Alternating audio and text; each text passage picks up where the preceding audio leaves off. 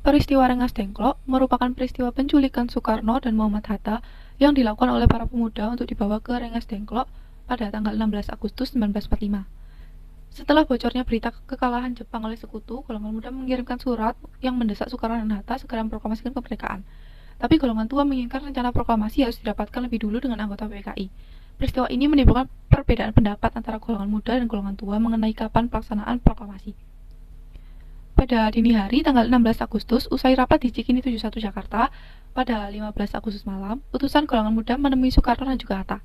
Mereka mendesak agar proklamasi diadakan pada 16 Agustus 1945.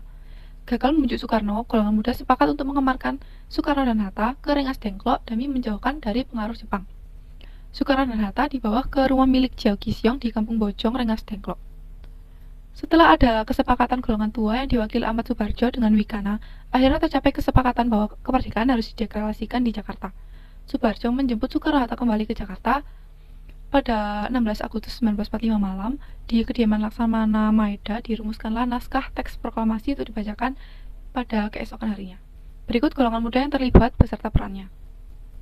Hairul Saleh berperan memimpin rapat di Pengesahan Timur terkait kapan pengumuman proklamasi kemerdekaan Indonesia dilakukan. Wikana dan Darwis dikirim oleh para anggota golongan muda lainnya untuk bertemu dengan Soekarno dan Hatta. Wikana menuntut Soekarno-Hatta untuk segera memproklamasikan kemerdekaan Indonesia pada 16 Agustus. Suroto dan Subarjo bersama dengan anggota golongan muda lainnya ikut menyusun perencanaan penculikan Soekarno-Hatta ke Rengas Dengklok. Yusuf Kunto, Sudanco Singgi, dan Dr. Muwardi. Setelah rencana penculikan dibuat, tanggal 16 Agustus pagi hari, Yusuf Kunto dan Dr. Muwardi beserta Sudanco Singgi menjemput Soekarno-Hatta untuk dibawa ke Rengas Dengklok. Soekarni dan Gus Nandar berperan membawa Soekarno ke Rengas Dengklok bersama Bung Hatta.